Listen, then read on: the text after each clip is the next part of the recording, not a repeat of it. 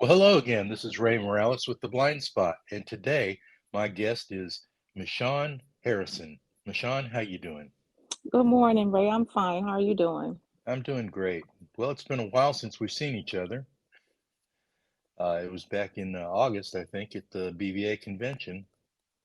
Yep, yeah, and where we were in St. Louis. Yeah, Yeah. at St. Louis. Mhm. Yeah, that's Mhm. pretty close to my house. So I don't know where do you live? I'm in Fredericksburg, Virginia, which is about um south of DC, about 40 miles south of DC, and then I'm about um maybe an hour and a half away from Richmond, north of Richmond. So I'm kind of in the middle. Oh, okay, cool. So tell me a little bit about yourself. What branch of service did you serve, and how long? I was in the Army and I served for 13 months and six, that's 13 years and 6 months. Okay, Before I was medically discharged. I see. And why were you medically discharged? I ended up contracting tuberculosis from my roommate when I was in training, and I was put on two stringent medications, and found out later that both medications can cause toxicity to your retinas and um, optical nerves, and Hmm. that's what caused me to start losing my sight. Oh, wow. That's Yeah. and I mean, you were fairly young at that time, weren't you? Yeah, because I started losing my sight um, shortly after, like in 1992, shortly after I came in, because I was still doing my advanced individual training. Hmm. When I was in Colorado and I contracted the tuberculosis, but they didn't catch it. Um, Pretty much was thinking that I was trying to get out of training I kept feeling sick and tired, and finally after about many months, they decided to do a chest x-ray and found out I had an active case of tuberculosis. And Oh, at the time, I was back in Texas, and it was a real bad strain that was resistant to medication. So they put me on medication. It's called rifampin and INH, and those two medications together can cause your toxicity to your eyes, and they didn't catch it in time. They didn't realize oh, that after 10 months of being on the medication, and I kept saying I can't see, it's too bright. I was by that time I was going through BNOC, which is your basic non-commissioned officer training to become from E4 to E5 hmm. or E5, and that's when they realized um that it was a medication. But by the time they took me off of it, it was too late. It already done the damage. Yeah. Yeah, yeah. Wow. So, what kind of job did you have? When I first came in the military, I was a orthotic and prosthetic specialist where we made Uh-huh. the braces and artificial limbs. Oh, And yeah. then that's when 1990 when Desert Shield became Desert Storm, Hmm. and they deemed that MOS not. I was a 42 Charlie, which is they said it was not a deployable MOS, so they asked me to reclassify. And first they were gonna put me in as an 88 Mike, which is a truck driver, and I was like, I did not come into the Army to drive trucks, but that's another story. So uh, then I reclassified as a respiratory therapy. So I did respiratory therapy, pulmonary functions, and sleep studies for my last years of the military. uh-huh. But Wow. by the time I made E6, what was I doing? Driving a truck with a buffalo behind it. So I just ended up driving the truck, but it was at my leisure. So Oh, okay. Wow. yeah, So it went full circle. yeah, I went full circle. My eyes didn't start going. It slowly progressed, and I really noticed it when I got stationed in Korea and they gave me the anthrax vaccines. When I got over in Korea and about my sixth vaccine, they really got bad. So by the time I came back to the States, I was still able to do my job. But what happened was 9/11. When 9/11, we all had to be qualified, ready to go to war, and they sent me out to the range. Once again, they thought I was trying to get out of deployment, and I couldn't see to qualify with the M16. And so that's when they chaptered me out. They medically boarded me. I was able to do my job inside because I was medical all the time inside. But in the military, then in uniform, you couldn't wear sunglasses in the Army, and the only Right. way I could really see was with sunglasses, and I was walking past colonels and not saluting them, and if they had the subdued rank on, I was missing, and I was saluting sergeant majors and getting shooed out, and so I had to explain to them that I have an eye problem. I'm being chaptered out. So, by that time, my son was a couple months old. So I Wow. that was the hardest part because but they did tell me at 7 months of my pregnancy that I wouldn't be able to see him being born because my eyes were deteriorating that rapidly. But I Oh, still wow. could, but by the grace of God, I could still see when by the time I delivered him. So, and I Well, still that's have some great. vision. Yeah. Yeah. So how much vision do you have? I mean, what can you see and what can't you see? I have real sensitivity to light. Mm-hmm. And I can see figures, and I can see pretty good if I have like my reading glasses on close up. But Mm-hmm. distance and lighting really bothers me. My better days is when it's foggy out or no, hazy over, Overcast. Yeah. overcast. That's when I do better. And I can see colors still good, but it's just the images and not being able to distinguish. Like if I'm in a car, I can see there's something in front of me, but I can't read the license plate. I can't see who's Right. in the car and that kind of thing. Right. So, but Wow. Well, but at I least do you have pretty good. some vision. That's good. Yeah, yeah. That's we always say. I lost my vision, but I didn't lose my vision. I lost my sight, but I didn't lose my vision Right. because I still push on and stay active and doing adaptive sports. It when I first got out, it was really bad. I went through emotional withdrawals um, because what had happened.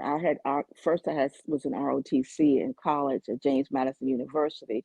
I have an identical twin sister, and for some reason they lost my records and threw because our information was so close. They threw my records away.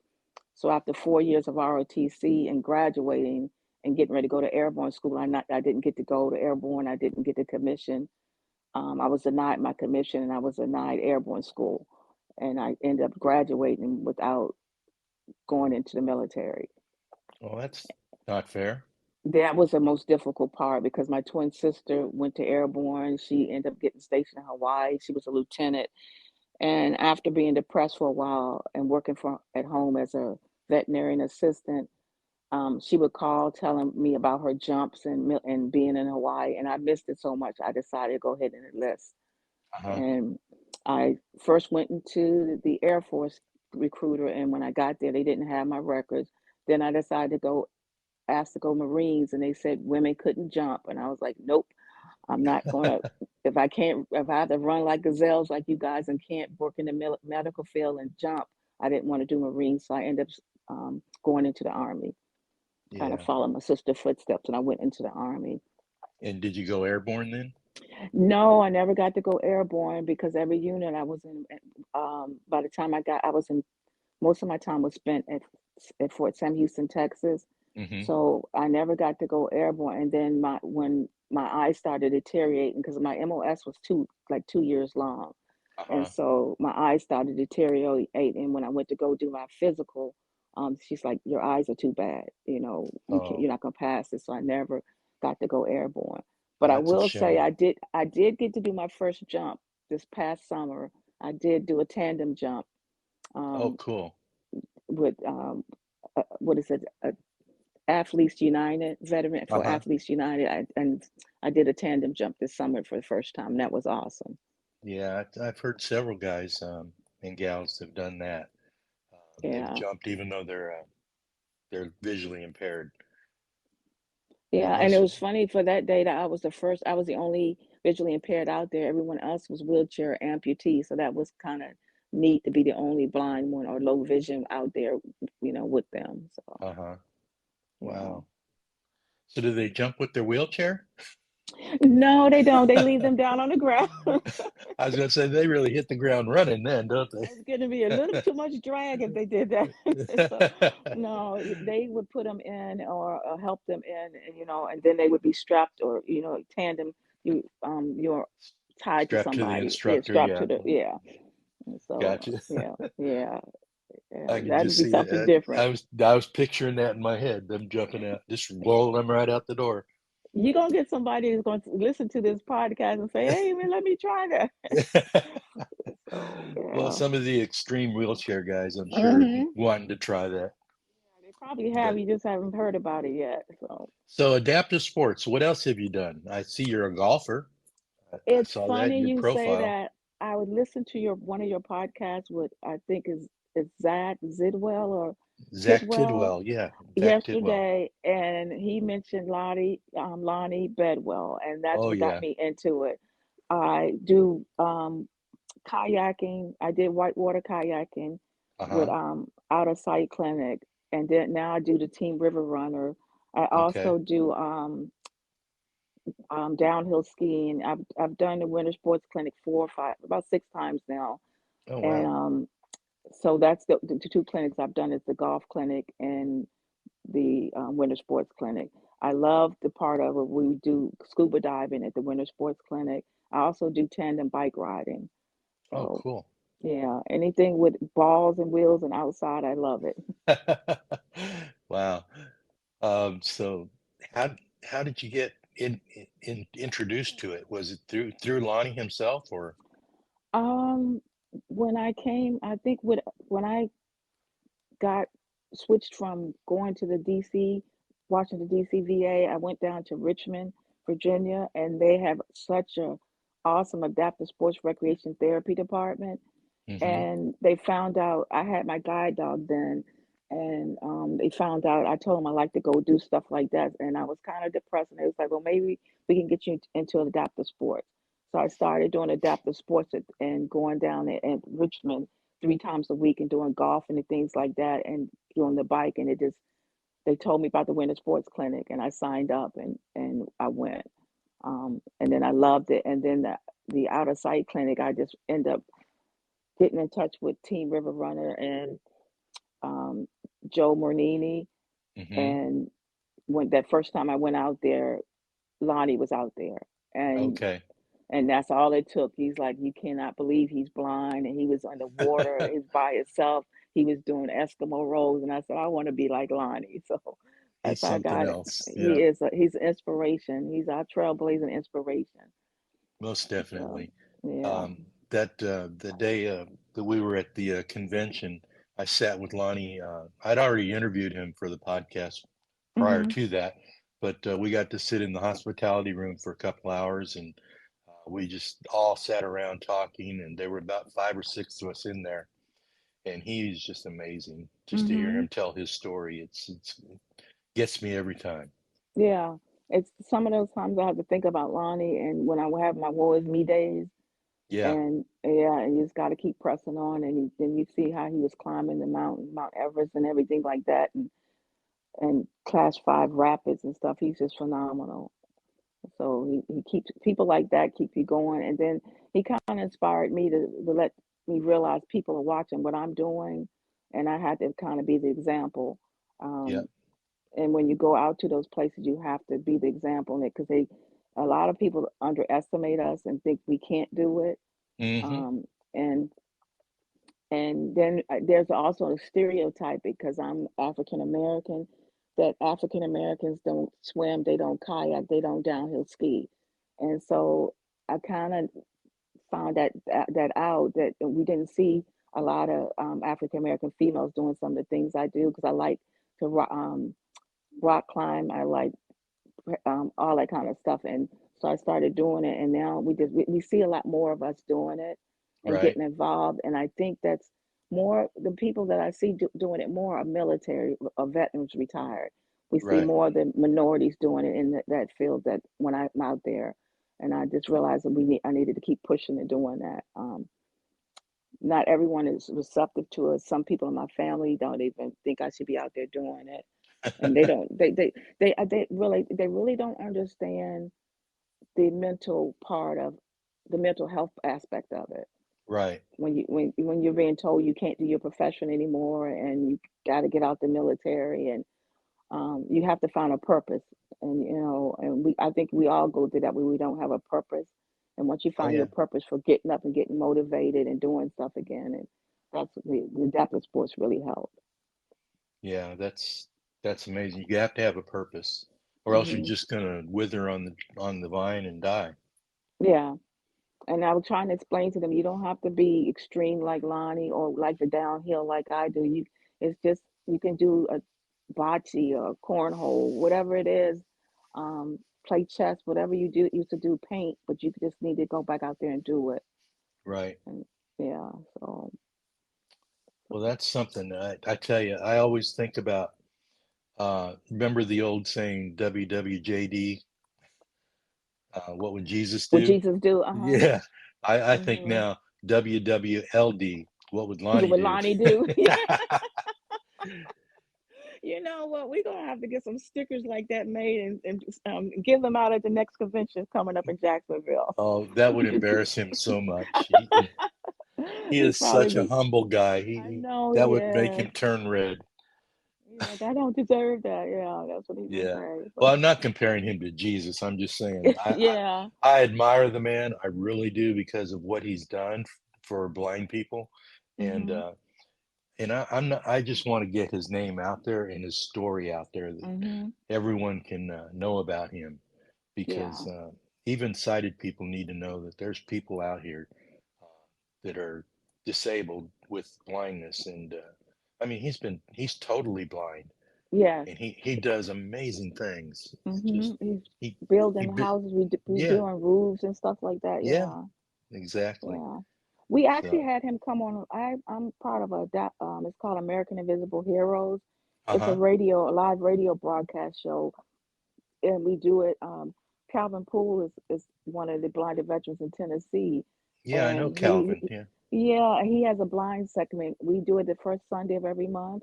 Uh-huh. Um, and we had Lonnie on there, and they were just intrigued and amazed by him. We had Lonnie speak.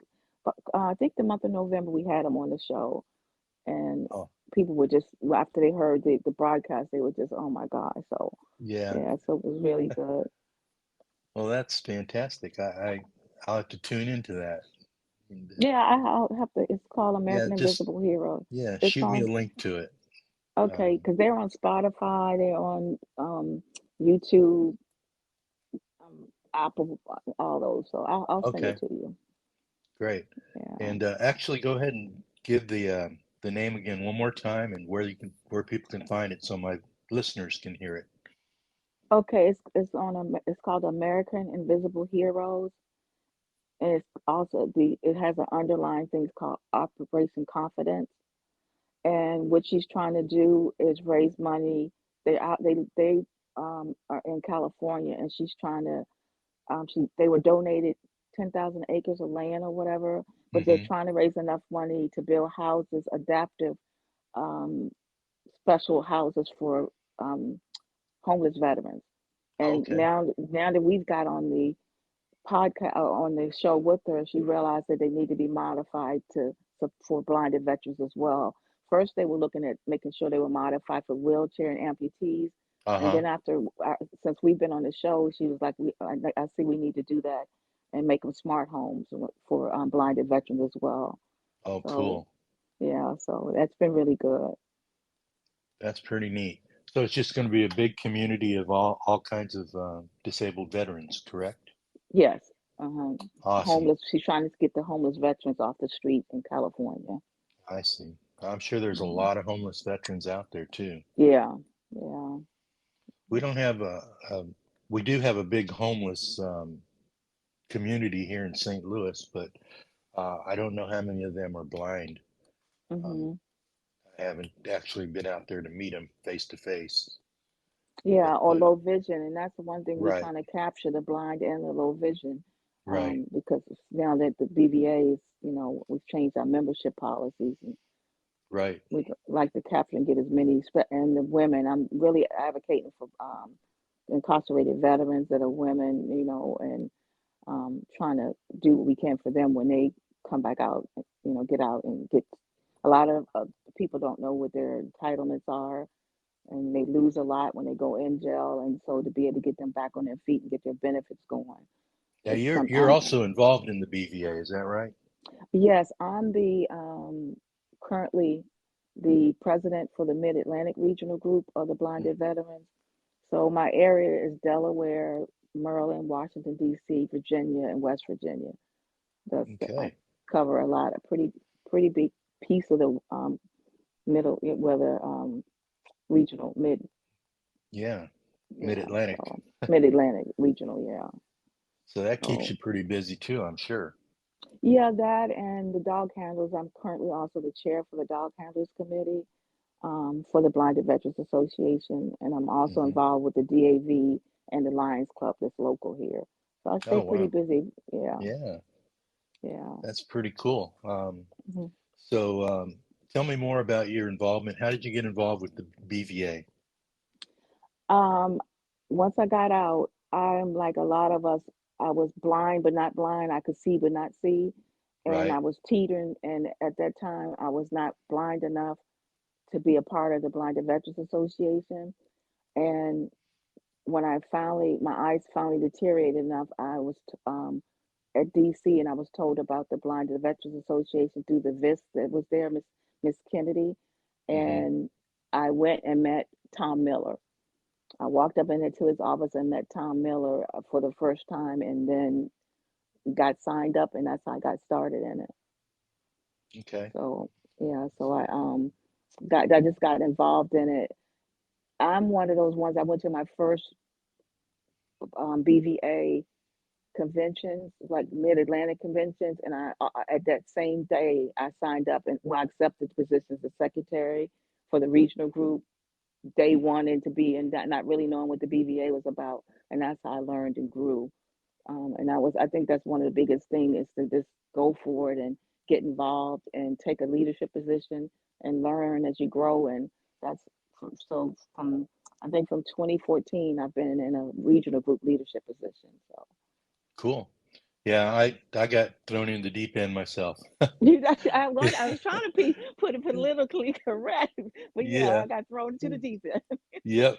Yep. It's either sink or swim, you know. Uh-huh. Or flap. Oh yeah, that's what I was doing for a while. So But yeah, yeah, I'm. it's Go ahead. I'm going to say it's been a journey. It's been a learning journey. Some tears and why did I do this? And I'm going to quit. A lot of days I said that, but it's been so rewarding. Yeah, it's same here. It's a blessing on one hand and a curse on the other. Yeah. But yeah, I am I'm with the Illinois group, regional group, and I'm the vice president of that Oh, so group. you know Anthony and Dan. Oh Anthony. yeah, I work with them Okay. all the time. Yeah. Okay. Now I'm not in Chicago where they're at. I'm Uh-huh. down in southern Illinois, but Okay. we're trying to get Illinois split into two, north and Mhm. south region. Okay. So I think we're going to be voting on that either this year or next year.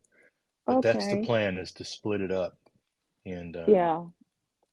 keep We're everybody in Chicago and everybody down south. So Yeah, and that's what I'm realizing with the Mid Atlantic Regional Group. We're so spread out. It's really difficult when you're trying to do your conventions and trying to get everyone together when there's, especially Virginia, you can drive for 5 hours and you're still in Virginia. And right, it's hard to get and our biggest barrier is transportation and not being able to drive. So it's been a right. challenge. Yeah. But Yeah, it's the now that we're same here in virtual, Illinois. Yeah, hmm we're yeah. 5 hours from Chicago, and hmm we're still. If you went from the tip of Illinois to the bottom of Illinois, it'd probably be an 8 hour drive. Oh my gosh, I didn't realize it was that big. It's long and skinny. Okay. Yeah. It's But we're making it work, and I think now that the virtual aspect has come in, and the BVA has embraced the virtual aspect of technology and having we can be it virtual and in person. That's really has helped. oh yeah, it's Yeah. a game changer. Yeah, Mhm. totally. Yeah. So That. go ahead. Mhm. No, go ahead. I was. I was just going to change subject to get Mhm. back to the Lions Club. I know they do a lot with vision, and Mhm. they had a eyeglass exchange, something like that, wasn't it? You take your old Mhm. eyeglasses and turn them in to any Lions Yeah. Club. Mhm. And tell me, do you know anything about that? The inner Yeah. workings of it? We do that. We collect glasses. We have a small chapter. It's the Stafford Lions Club, but we have a good working group, and we Hmm. collect glasses and we turn them in, and they also do glaucoma screenings, and we also go out to the schools.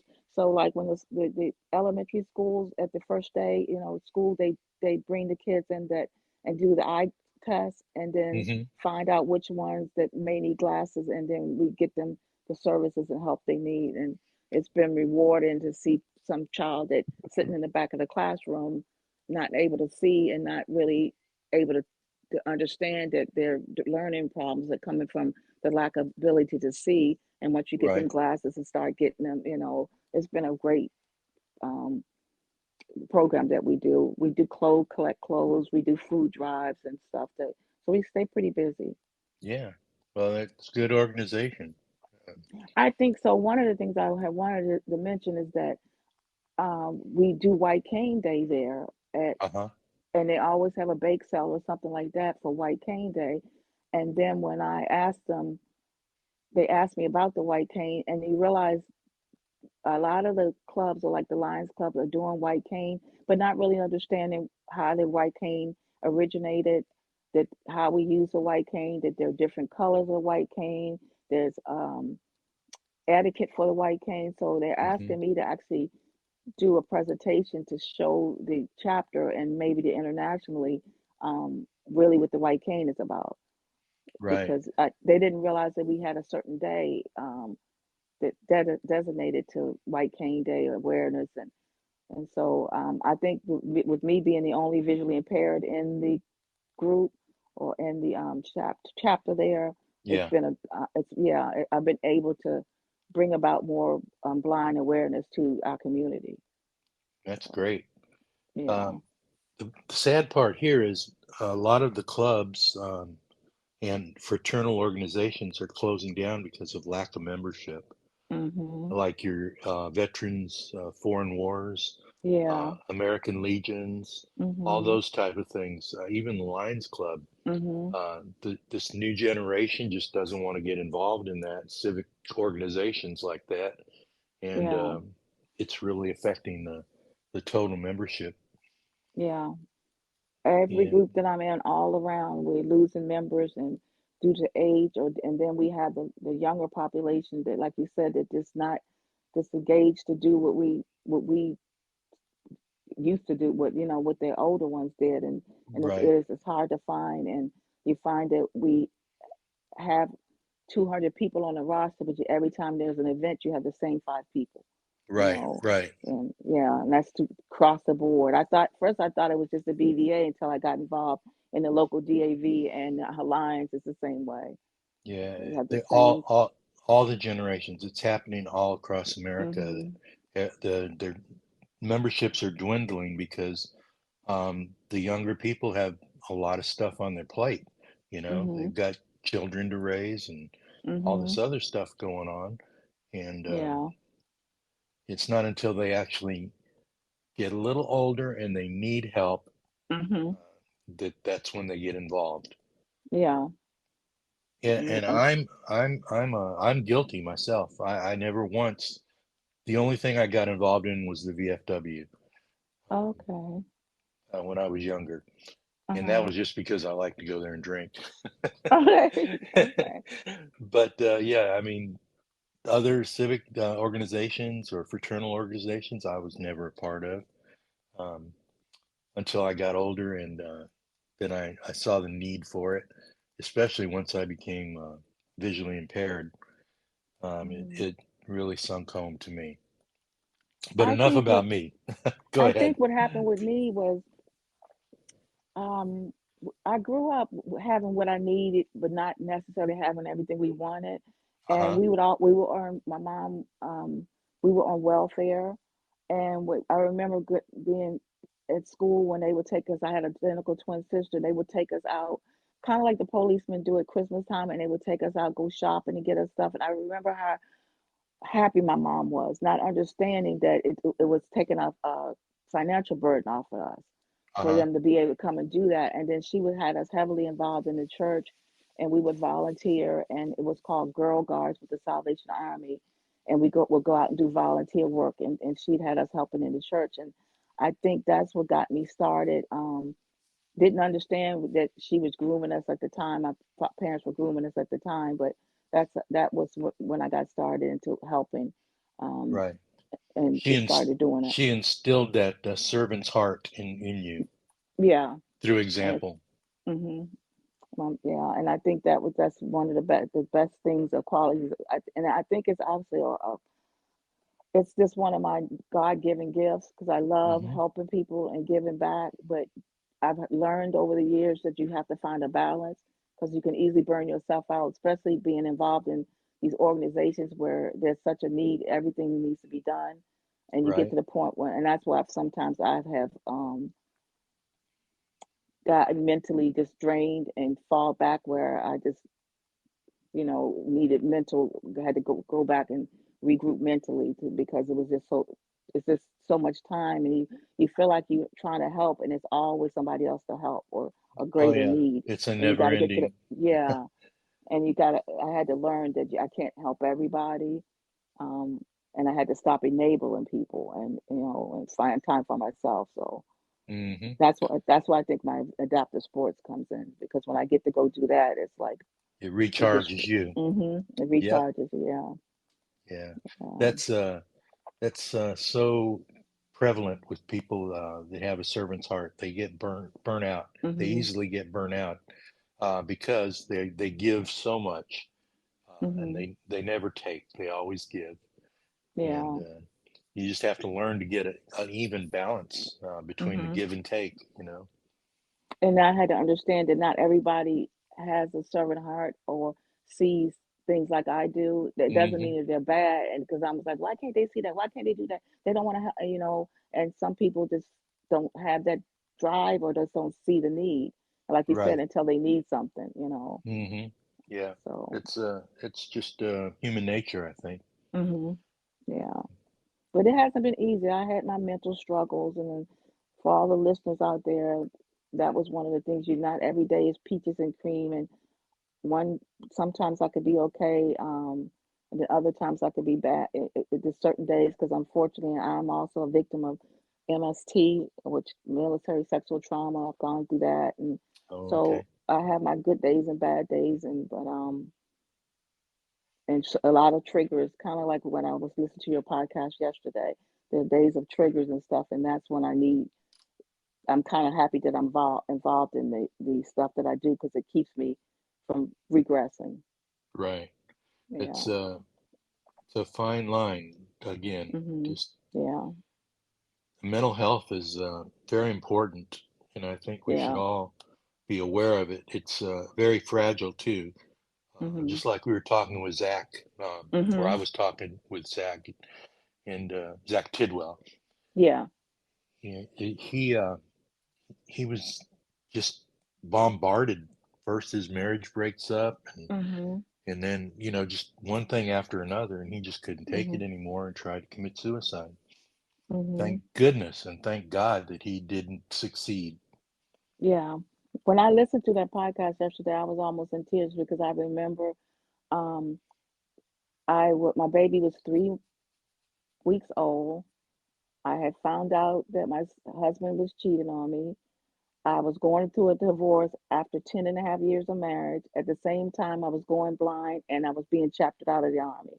That's a lot And on your plate. and it was a 3-month old, and I fell apart. I mean, Hmm. and it took my faith in Christ and my family. I've been blessed to have a twin sister and he had a phenomenal husband, and they kind of took me under their wings and took my son and helped me along. But it took a lot of first when you get out the military, we've been trained that you don't let somebody know that you're weak mentally, and you keep Hmm. pushing on. Right. And it took till I fell apart, and then I was put on medication, and then I got to the point where, oh, I'm fine, and I just cold turkey stopped the medication. Anybody who's been on any type of mental health medication know you can't do that.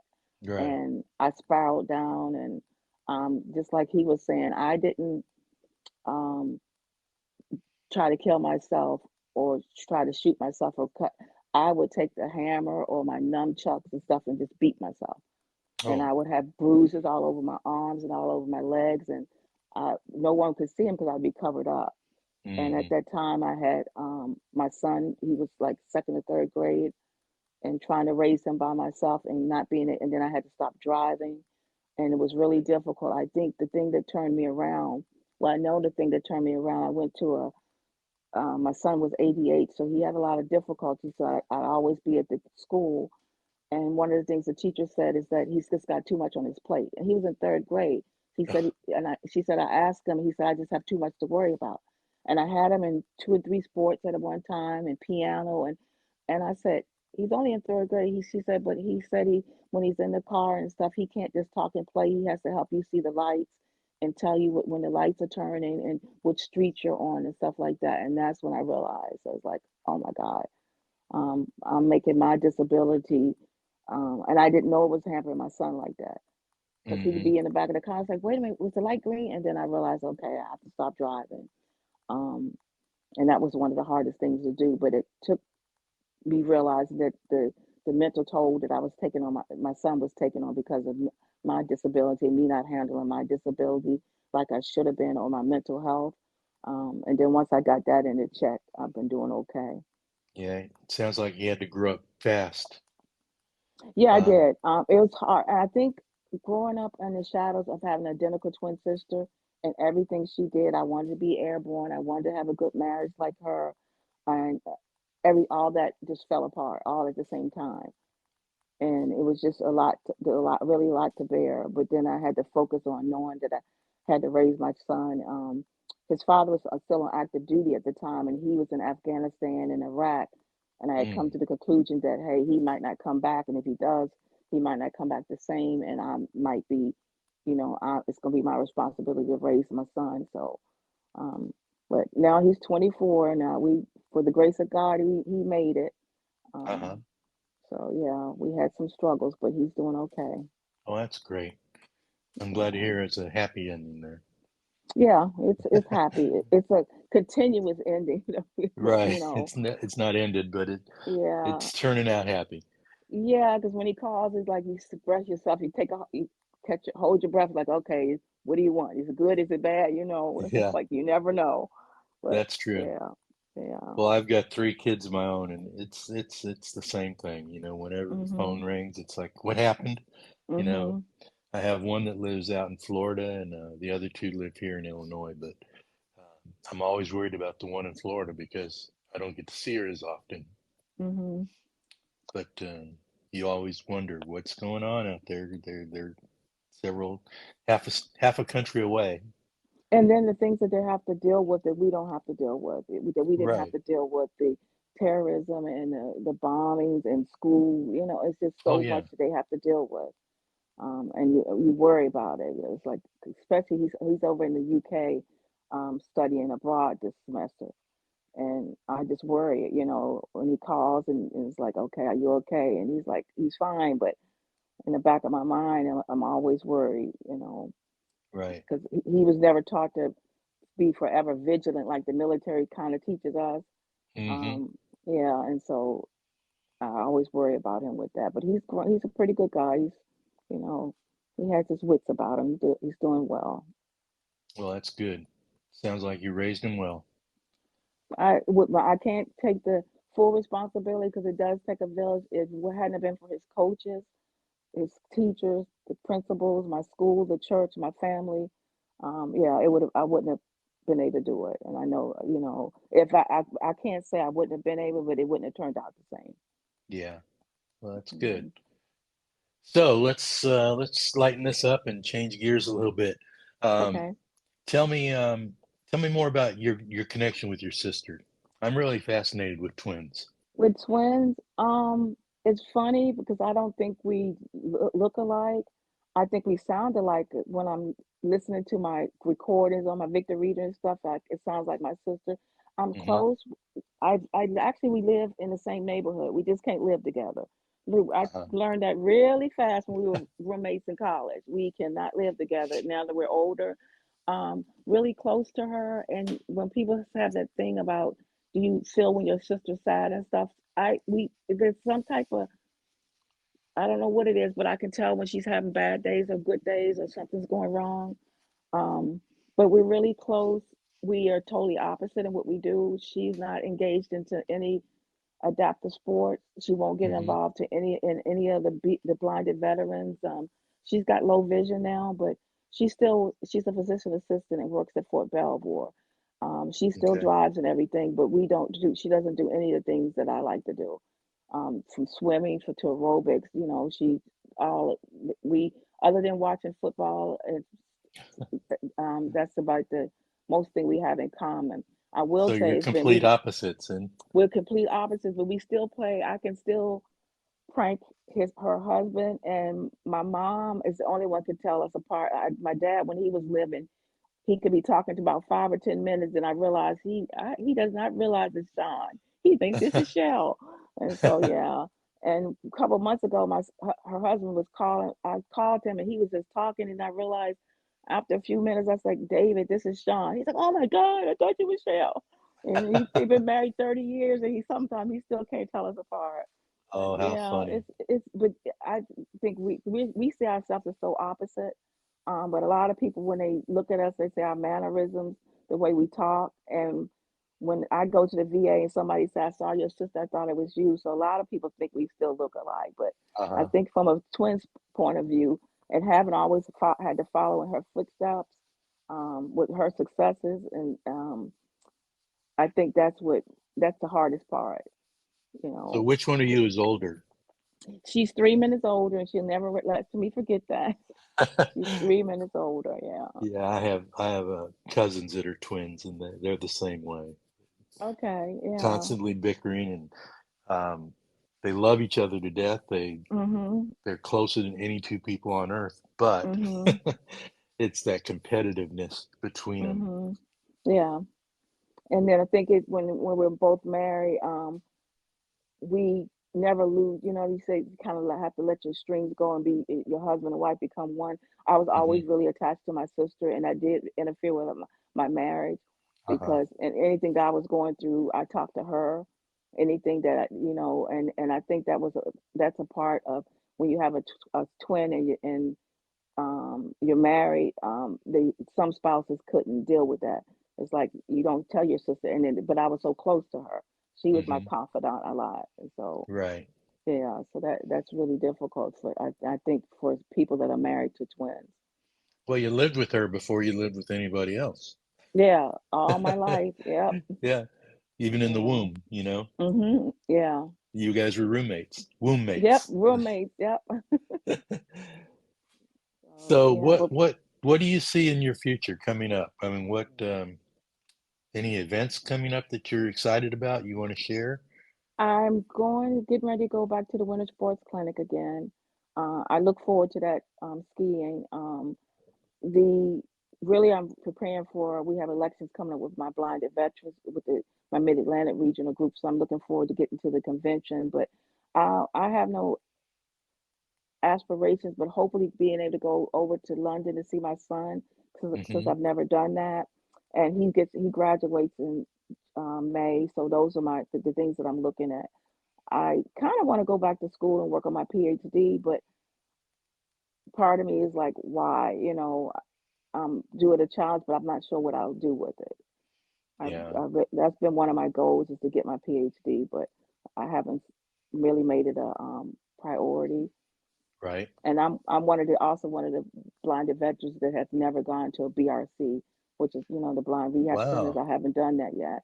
I always put my family and my son and then I lost my guide dog a couple years ago, and it's just been one thing after the other that I have not sat down and put myself first to go to the blind rehab, and I need to do that. Yeah, that you're missing out on a lot. Mhm. I thought I don't need to go to a blind rehab. I can see still. Mhm. Man, once I went, it's so amazing. Just the people there, the instructors, the caregivers. It's just Mhm. I can't say enough good about it. It changed my life. Yeah, And and and that's that's go ahead. go ahead. That's one of No, the things I think I need to do. Our former president Joe McNeil and the current president Paul Mims, they've been pushing me. It's like you need to go. Hmm. Don't wait till you completely blind. If you go completely blind, don't, you still need to go. There's stuff you can get out of it. You need to go. And I'm realizing that. You're Just right. listen to people and hearing, I see how people that are in my regional group or chapters that haven't gone to the blind rehab centers, then go and they come back totally different, Oh yeah, yeah. motivated, ready to, they have this technology skills and the living Hmm. skills and the OM skills, and they're just totally different veterans. So, Oh yeah. That's what it did to me, and that's how the blind spot was born. Was oh, through the BRC. okay. Quick story, I'll tell you really, really fast. We were sitting around, you know how you sit, you don't know, but every night you Uh-huh. sit around the dinner table and you tell about your day, tell each other Uh-huh. how it was gone and what you Uh-huh. learned and all that. And I hear all these stories from all these guys, and it's like, man, people need to hear about this. This is good stuff. Mm-hmm. And so I thought, they gave me an iPad, they gave me a cell phone, and Mm-hmm. this is, good technology. I had a computer, and I said, I'm going to start a podcast because I loved listening to podcasts a lot. Oh, okay. And before I even knew about the Blind Center. And so I thought, man, there's not a blind podcast out there, I don't think. And so I started the Blind Spot.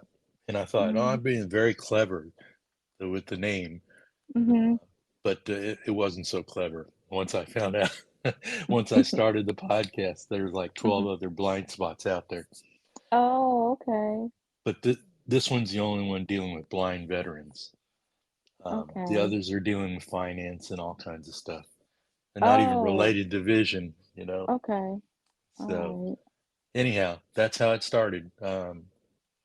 And it's been successful ever since. I love doing it. It gave me purpose in life, Mhm. and I try to get one out every week. And you are a very generous guest. You do a lot of talking, which I like. So, and you have good stuff to say. It's not just Mhm. fluff. So I I appreciate you, think and I think listening to your podcast yesterday with Zach helped mhm. because I listened to it as like I don't know how would I was kind of figuring out what how I needed to approach it. uh, And when I listened to him just talk and just share and realize some of the things he's been through and how successful he is now, um, I didn't worry about it anymore. I said I just need to just be me. So just you're listening to your podcast, it helps. oh, It, good, it and it, especially seeing what he went through and how where he's come. And I was like, I need to be an inspiration and share my story and let other people know.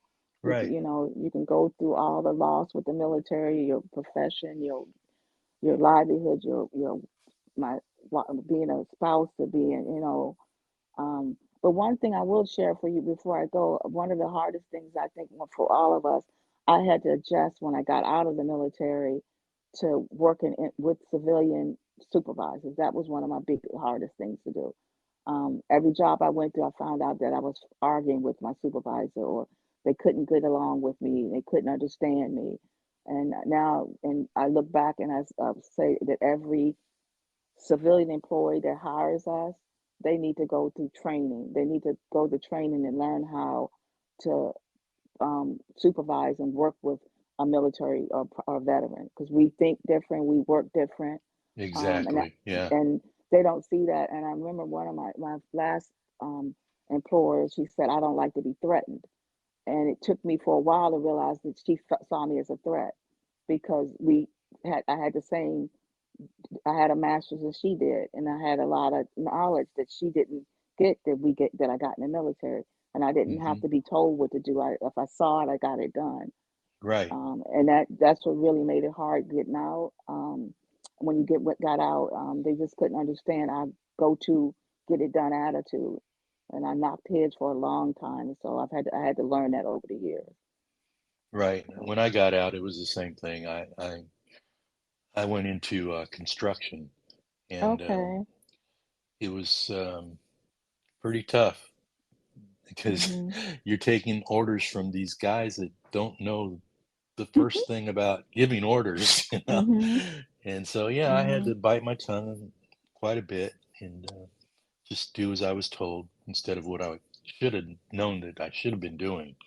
But And see, you did exactly what I didn't do. I didn't bite my tongue because I yeah, had to work in medical records, but I had a medical background, so I could be out on the floors with the medical assistants. I knew how to what OSHA and everything was, and I was hmm capable of teaching those classes. But they didn't. They saw me as a medical records clerk, and they didn't see me for my full potential. And I was determined they were gonna know what my full potential was. And that's what I think. Some of it, and I look back, I always say now that I want to go back and talk to my old boss and let them know, now I see where the problems we had. right. Yeah, yeah, because they're just Well, not used to working with us. well, some people just say, the past is the past, let it go. But Hmm. when it bothers you that bad, you got to do something. You got to make amends, I guess, Yeah, yeah. somehow. But it's true that civilians just don't understand the military people. It's Hmm. their philosophies are totally different. Yeah, yeah. Because I remember getting in trouble one time. I bought pizza because I we were behind so we could work through lunch. Hmm And I didn't give him that 15, 30-minute break. And boy, I got called into the office. It's like, Michaun, you didn't get, I was like, yeah, but I bought them pizza and we worked through lunch. No, you don't do that. No. You don't swallow it now, chew it later in the civilian sector. You got to give them their time. Right. Yeah, I Oh had a lot of goodness. learning to do. That's why some of these people, civilians, just can't make it in the military at all, because they Yeah, just can't conform. They don't yeah, know how to adjust. yeah. And I think that's where a lot of our mental health problems come from after the military because it's hard for us to adjust to the Right. civilian life, especially if you have to go back to work. um, and have to call somebody by their first name, but then they want to, but they're your boss and stuff like that. We're just not used to it. Right. And they used to tell me when I started in construction, they'd give us an assignment in the morning, and I'd go in there and I'd bust my ass and get it done. And just like in the military, you want to get it done and then go on to the Hmm. next thing. Well, they told me, "Hey, you're working too fast, man. You're making us look bad. Slow Uh down. huh.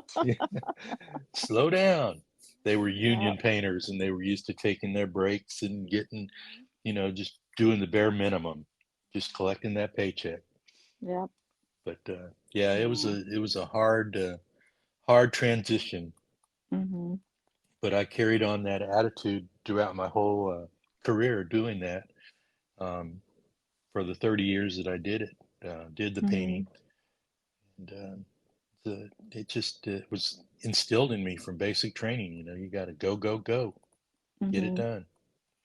I think All that right. helped me with my. I'll finish with that. I think that's what helped me with my BVA volunteering because you Uh, still have it instilled in you that even though right. it's a volunteer position, we got to get it done. And you're surrounded by all these guys that have that instilled in them too. Hmm. Yeah. So you work together. Hmm. Now, I notice that sometimes there's some headbutting going on, but um, eventually the work gets done, the mission gets accomplished. Exactly. Yeah. All right. Well, it's been great. And I see our time is just about up. So I'm going to cut this off and we're going to do some commercial stuff and get to wrap it up with my usual ending. And Okay. Michaun, it's been great talking to you. I hope you had Oh, a good thank you. time. I tried to make you I feel did. comfortable. I feel like I've just finished a therapy session. It's been good. Well, good. I'm glad. Uh, I try to make the guests feel at home, make them feel so comfortable that they just want to chat and chat. And Yeah. I'm sorry I chatted. I was a no, bit no, chatty. don't be sorry. That's what it's all about. Um, and an hour has gone by just like that. So that's great. Well, folks, if you really enjoyed listening to this, please follow my podcast, like it. Um, if you're on Apple, you can subscribe. And also, please share it with all your friends. We need to get the podcast out there, and the best way to do it is from sharing with your friends. So if you'd like, you can email us here at theblindspot298@gmail.com. That's theblindspot298@gmail.com. Or you can email me at paparayMorales@gmail.com. All right. Well, again, Sean, thank you so much for being with us. You're quite And welcome. just stay on the line for a little bit. And thank you very much for listening. You guys come back again next week and we'll have another exciting veteran telling their story.